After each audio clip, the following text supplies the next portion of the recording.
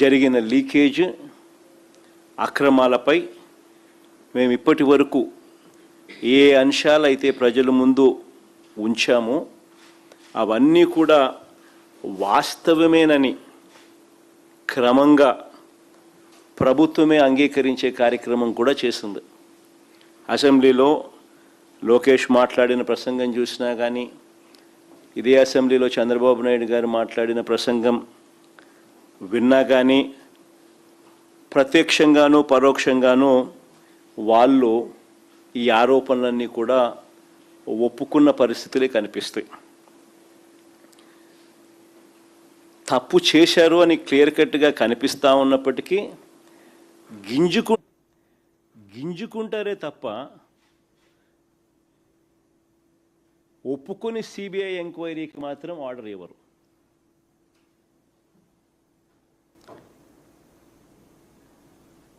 ఎలా తయారైపోయిందని అంటే, అసెంబ్లీ ప్రతిపక్ష పార్టీ అయిన ఉన్న ఏకైక ప్రతిపక్ష పార్టీ మేము. మాకు ప్రతిపక్ష పార్టీ కింద మమ్మల్ని యాక్సెప్ట్ చేస్తే మాకు ప్రతిపక్ష హోదా ఇవ్వాల్సి వస్తుంది. సో ఆ ప్రతిపక్ష నాయకుడు, ఆ ప్రతిపక్ష పార్టీకి ఎంతమంది అన్నా ఎమ్మెల్యేలు ఉండని, ఆ ప్రతిపక్షానికి ఒక ప్రతిపక్షం అన్నది యాక్సెప్ట్ చేస్తే ఆ ప్రతిపక్షానికి ఒక నాయకుడు వస్తాడు.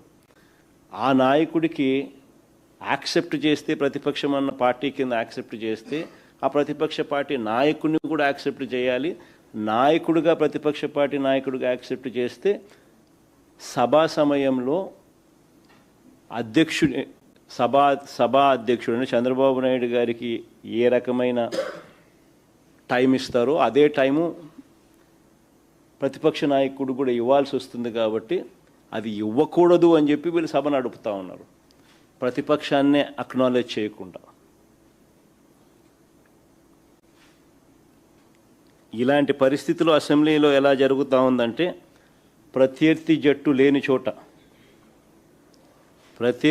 లేని చోట బౌలింగు ఫీల్డింగ్ కూడా లేకుండా తండ్రి కొడుకులు ఇద్దరు మాత్రమే బ్యాటింగ్ చేస్తూ ఉన్నారు. బ్యాటింగ్ చేసి వీళ్ళందరికీలే బ్రహ్మాండంగా బ్యాటింగ్ చేసినామని వీళ్ళందరికీలే కితాబిచ్చుకుంటా ఉన్నారు. నిజంగా ఆశ్చర్యం కలిగించే విషయం ఏంటంటే, అసెంబ్లీలో ఈ మాదిరిగా బ్యాటింగ్ చేస్తారు కానీ పక్కన మండలిలో 4 రోజుల నుంచి స్తంభింపజేస్తూ ఉన్నారు. ఇదే డిఎస్సి అనే సబ్జెక్టు మీద చర్చ జరగాలి అని. లోకేష్ రాజీనామా చేయాల్సిన అవసరం ఏముంది అని చెప్పడానికి సాక్ష్యాలు ఆధారాలతో వాళ్ళు రెడీగా ఉంటూ, సిబిఐ ఎంక్వైరీ చేయాల్సిన అవసరం ఎందుకుంది అని చెప్పడానికి వాళ్ళు సిద్ధంగా ఉంటూ, సాక్ష్యాలు ఆధారాలతో రెడీగా, పక్కన కౌన్సిల్లో మాత్రం డిస్కషన్ చేయరు, డిస్కషన్లోకి రానిరు.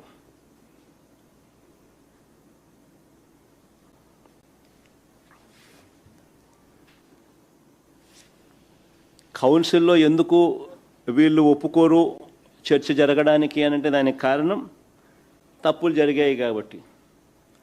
అది ఎక్కడ సాక్ష్యాలు ఆధారాలతో సహా బయటపెట్టే పరిస్థితి కనిపిస్తుందేమో అని చెప్పి సిబిఐ విచారణ చేయాల్సిన అవసరం ప్రస్ఫుటంగా అందరికీ కూడా తెలుస్తుంది. కాబట్టి లోకేష్ రాజీనామా చేయాల్సిన అవసరం ప్రతి ఒక్కరికి కూడా తేటతెల్లంగా కనిపిస్తుంది. కాబట్టి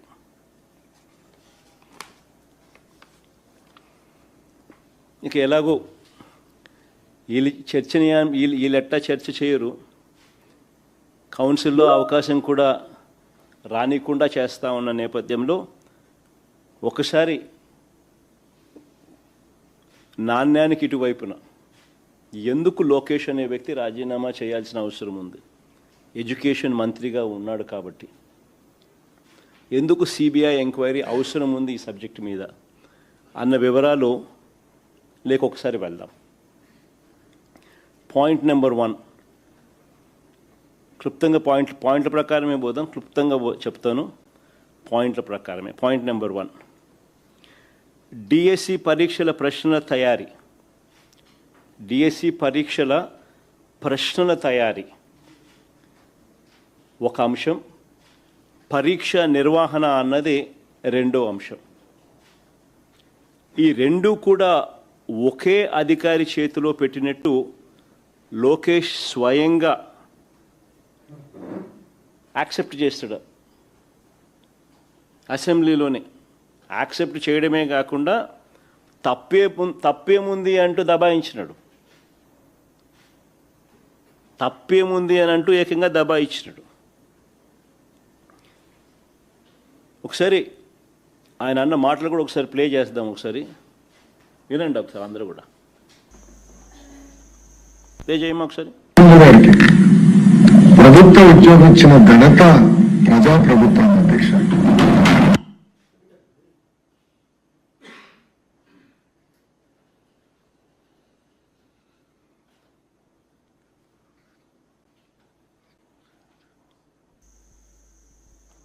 ఏమా ప్రాబ్లం ఉందా? నిజమైన పివి సింధు గారికి ప్రభుత్వ ఉద్యోగం ఇచ్చిన ఘనత ప్రజాప్రభుత్వం అధ్యక్ష. మీరు సెట్ చేసుకోండి. అంత లోపల డిఎస్సి పరీక్షలకు అవసరమైన ప్రశ్న తయారీ అనేది ఎస్సీఈఆర్టీ డైరెక్టర్ బాధ్యత. ప్రశ్న తయారీ అనేది ఎస్సీఈఆర్టీ డైరెక్టర్ బాధ్యత.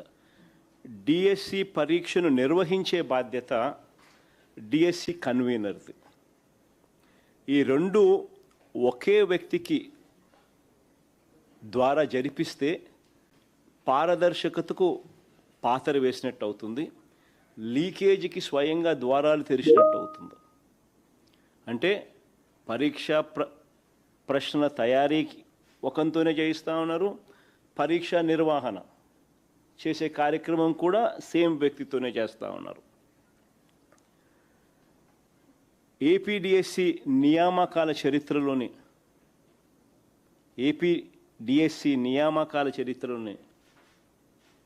ఏపీపీఎస్సి నియామకాల చరిత్రలోనే ఈ రెండు బాధ్యతలు ఎప్పుడూ కూడా ఒకే వ్యక్తికి అప్పగించిన చరిత్ర ఆంధ్ర రాష్ట్రంలో ఇంతవరకు ఎప్పుడూ లేదు.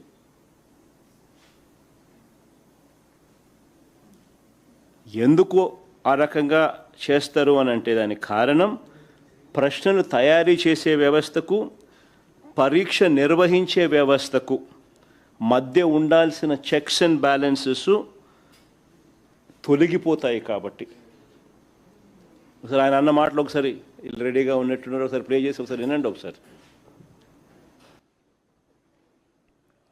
ప్రిపరేషన్కి డిఎస్సి కన్వీనర్ అంటే ఎగ్జామినేషన్ కండక్ట్ చేసేవారు ఒకే ఆఫీసర్కి ఇచ్చారు అనేది మొదటి ఆరోపణ. అధ్యక్షుడు ఆంధ్ర రాష్ట్రంలో కానీ ఇతర రాష్ట్రాల్లో కూడా ఒకరికే ఇచ్చారు అధ్యక్ష. కొన్ని రాష్ట్రాల్లో ఇద్దరికి ఇచ్చారు, కొన్ని రాష్ట్రాల్లో ఒకరికే ఇచ్చారు అధ్యక్ష. మనం 148 రోజులు నిర్వహించాలి, చాలా టైట్ గా సిస్టమ్ నిర్వహించాలని ఒక వ్యక్తిని నియమించాం. అది ఎక్కడ చట్టంలో ఉల్లంఘన లేదు, ఎక్కడ చట్టంలో రాయలేదు, ఇద్దరు ఉండాలి అని ఎక్కడ చెప్పలేదు అధ్యక్ష. So there is no rule book for to that order and court కూడా ఈ విషయాన్ని అక్కడ జోక్యం చేసుకున్నాం అధ్యక్ష. క్లియర్ కట్గా ఆయన ఎంతకు ఆయనే ఒప్పుకున్నాడు కూడా. అంటే మొట్టమొదటిసారిగా ఆంధ్ర చరిత్రలో ఎప్పుడూ జరగంది ఇక్కడ ఈ రాష్ట్రంలో ఈయన ఎడ్యుకేషన్ మంత్రిగా ఉంటూ దీన్ని జరిగించినాడు. దీనివల్ల పరీక్షల ప్రశ్నల తయారీ, పరీక్ష నిర్వహణ ఈ రెండు బాధ్యతలు ఒకే వ్యక్తి చేయడం వల్ల చెక్స్ అండ్ బ్యాలెన్సెస్ పూర్తిగా తొలగించడం జరిగింది. దీనివల్ల స్కామ్కు మొట్టమొదటగా బీజం పడడం జరిగింది. అందుకే సిబిఐ ఎంక్వైరీ అన్నది అడగడం జరుగుతూ ఉంది. ఒకే వ్యక్తి చేతిలో ఈ బాధ్యతలు. హిట్ టీవీ యాప్, ఇందులో short news, live news, entertainment shows, movies, digital magazines తో పాటు మీ జిల్లా వార్తలను కూడా ఫ్రీగా చూడొచ్చు.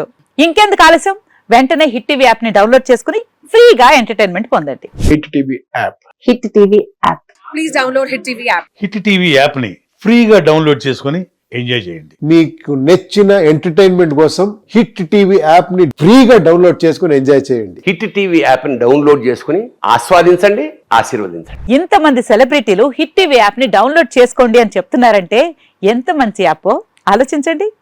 అమెరికా అమెరికా అమెరికా అమెరికాలో చదవాలనుకునే వాళ్ళకి విశ్వసనీయమైన పేరు మన శౌర్య consultancy. UK Law 1 Year Masters. UK Law 1 Year Masters. 2 years work permit up to 5 years visa. Contact Saurya Consultancy. Contact 89851 89851.